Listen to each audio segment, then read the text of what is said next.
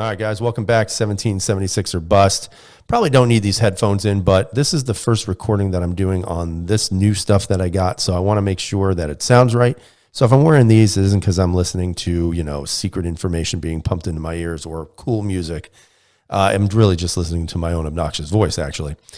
But what I want to talk to you today about is something that I think should be addressed in regards to how I carry a firearm.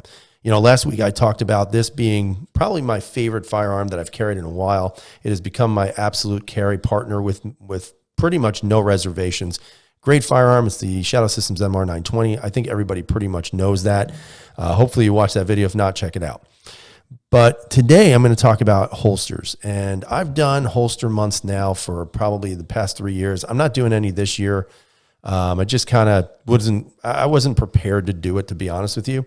And I wanted to kind of just show you what works best for me. Now, let me just kind of, say prior to this, there is no right answer. Whatever you have decided to work with and carry, if it works for you, then keep on doing it. What I'm going to tell you, take with a grain of salt. It's not necessarily an expert opinion. It's just one guy's opinion on what he uses and how he uses it and why it works for him. Now, one of the things that you're always going to talk about are the basic holsters that you've seen for years, your typical Kydex holsters that are more like that taco fashion. And these are great holsters. I mean, there's a lot of manufacturers out there. This one is made by Vetter, but you've got Mid-Atlantic, which I've used, and I still have a few of theirs. You've got the Armsman out there, Harry's holsters. I mean, many of you have heard of him. So there's a lot of these great holster companies that made those basic holsters. Another one, and I've used all of their products. Never had any issues, and I will continue to use those products as long as I own the firearm. But the one holster for me that has always worked, and I've never hid this, it's not a secret. I don't get paid by them. They don't sponsor anything. But at the same time, I have to give them a big shout out because to me, it is the one holster system that has worked the best. And I'm going to show you what it is. So of course, by no surprise, it is a Black Arch holster. Now, these are your basic hybrid holsters with a lot of nice little additions to them.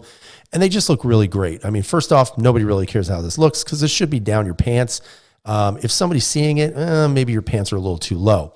But nonetheless, this holster has always worked for me and really a lot of different reasons why. First off, you can tell it's got 2 points of contact on your body. That tends to help me basically because of the fact that I don't have a butt. And the problem is that there's not a lot of support back there. So if you're wearing a short holster and you're carrying on the strong side, sometimes it tends to sag because, there's no meat back there. And when I wore this holster really solves that problem because you have the front and the back that's clipped onto your belts and it just sits perfectly inside your pants on my strong side.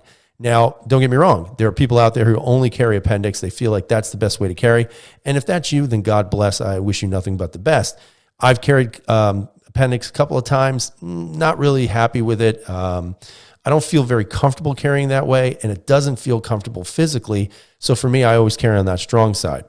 But these holsters have a tendency to make everything disappear. Once you start to wear them consistently, and I'll actually pull a holster out that's actually got a little bend to it.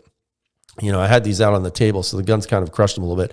But you can see right here on this front portion here of the holster, it actually begins to curve to your body once you wear it enough. And to me, that's important because it starts to kind of break in with you as the user. Now, I've been using these holsters for years.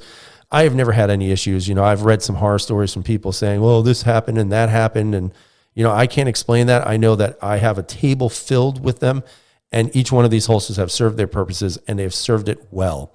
So for me, the Black Arch is the way to go just because of the fact of my body type. And more importantly, for me, it's about comfort. And that's the biggest thing you have to think about when you're going out to get a holster. First off, is it comfortable to wear? Secondly, is it something you're going to want to wear all day without having to worry about friction points, heat being generated, just not being comfortable, too rigid, whatever it might be. And these seem to have solved that problem for me. Now, again, this is just one man's opinion.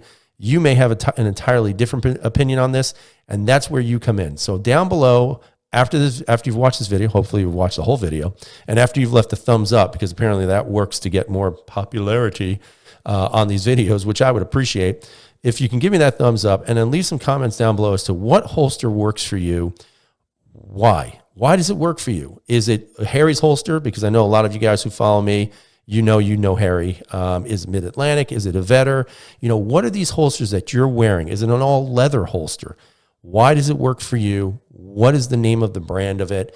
And what gun do you carry in it? So I want to hear those comments, or actually read those comments. Leave them down below. Give a thumbs up. Hope you guys have a great day. Stay safe. And as always, everyone, freedom is never free.